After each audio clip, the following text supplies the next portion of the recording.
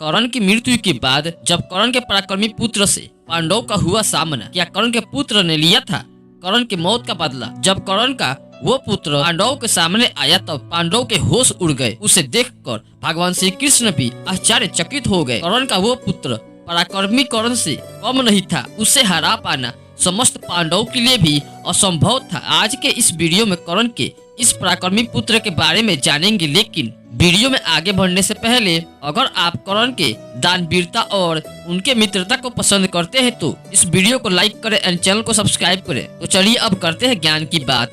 सूर्य पुत्र कर्ण महाभारत काल के सबसे बलशाली योद्धाओं में से एक थे। दिव्य कवच और कुंडल के साथ कर्ण का जन्म हुआ था, जिसे किसी भी अस्त्र से भेदा नहीं जा सकता था। भगवान परशुराम से धनुर्विद्या का शिक्षा लेकर कर्ण और भी शक्तिशाली बन गए थे।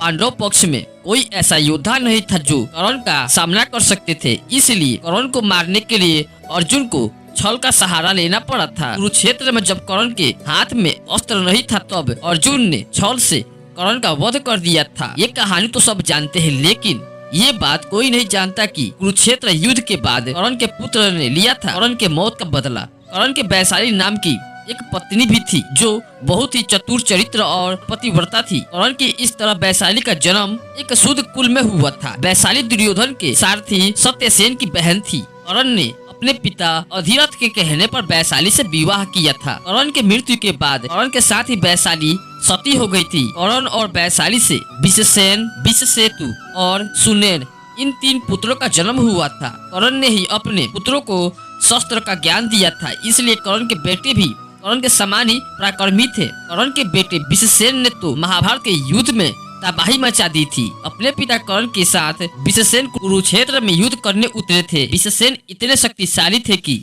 उन्हें मारने के लिए महान धनुर्धर अर्जुन को छल का सहारा लेना पड़ा था। कुरुक्षेत्र युद्ध के 11वें दिन विषसेन महापराक्रम के साथ युद्ध कर रहे थे। उस दिन विषसेन ने नकुल का धनुष काट दिया और नकुल को युद्ध छोड़ने के लिए विवश कर दिया। ये देखकर भीम बहुत क्रोधित हो गए और भीम ने विषसेन पर हमला कर दिया, लेकिन विषसेन के बाणों के आगे भीम भी टिक नहीं पाए। अब भीम को अर्जुन को शरण में जाना पड़ा। भीम अर्जुन से बोले, देखो अर्जुन, कर्ण का ये पराक्रमी पुत्र हमारे सेना का भारी विध्वंस कर रहा है। तुम उसे जल्द ही मार डालो, नहीं तो वो हमारे सेना का नामो निशान मिटा देगा। ये सुनकर अर्जुन, नकुल और सादनी एक साथ विषसेन को घेर लेते हैं, लेकिन विषसेन इतना महान योद्धा था कि वो तीनों को अपने बाणों से घायल कर देता है। विषसेन का पराक्रम को देखकर सारी कौरव सेना उसकी जय जयकार करने लगती है। ऐसे बहुत समय तक विषसेन और अर्जुन में युद्ध हुआ, लेकिन आखिर में अर्जुन ने अपने बाणों से विषसेन का वध कर दिया। इसी तरह कर्ण के पुत्रों ने कुरुक्षेत्र के युद्ध में अपने शौर्य का प्रमाण दिया था। कर्ण के जिस पुत्र के बारे में हम वीडियो के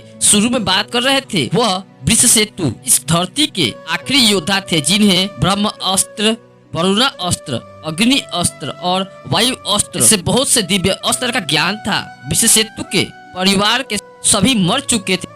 वो बहुत दुखी थे। इसके बावजूद उन्होंने कभी भी अपने मन में बदले की भावना नहीं पाली। उन्होंने कभी भी पांडव के बारे में बुरा नहीं सोचा। अर्जुन ने उनके पिता कर्ण का वध कर दिया था। इसके बावजूद विषकेतु के मन में अर्जुन के प्रति बदले की भावना नहीं थी। विषकेतु को धर्म और अधर्म का ज्ञान था। वो जानते थे कि इस स्थिति में उनके पिता कर्ण कुरुक्षेत्र के युद्ध में कौरव का साथ दिया था। कुरुक्षेत्र के युद्ध में पांडव विजयी हुए थे और युधिष्ठिर हस्तिनापुर के सम्राट बने।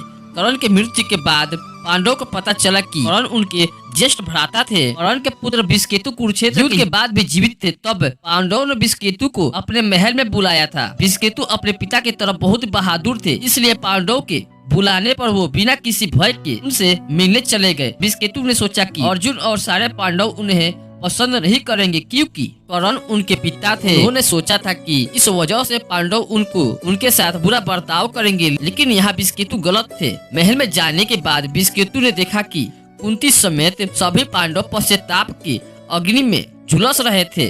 अर्जुन और सभी पांडव खुद को कर्ण का दोषी मान रहे थे। उन्होंने युद्ध में अपने बड़े भाई कर्ण उनके पुत्रों का वध किया था। इस बात की उन्हें बहुत दुख था, लेकिन वो इस बात से संतुष्ट थे कि उनके भतीजे विषकेतु जीवित थे। विषकेतु को पांडव से बहुत प्यार मिला। कर्ण पांडव के बड़े भाई थे। अगर कर्ण के जीवित रहते कुंती सबको कर्ण का सच बताती तो कर्ण ही हस्तिनापुर के सम्राट बनते। इसलिए कर्ण को श्रद्धांजलि देते हुए पांडवों ने विषकेतु को इंद्रप्रस्थ का राजा बना दिया। विषकेतु धर्मराज युधिष्ठिर के छत्र छाया में बहुत सालों तक शासन किया और वो एक आदर्श राजा के रूप में स्थापित हुए। तो दोस्तों आपकी क्या राय है हमें कमेंट सेक्शन में जरूर बताएं और वीडियो अच्छी लगी तो वीडियो को लाइक करें एंड चैनल को सब्सक्राइब करें, क्योंकि आपको ऐसा वीडियो हमेशा मिलता ही रहेगा। धन्यवाद।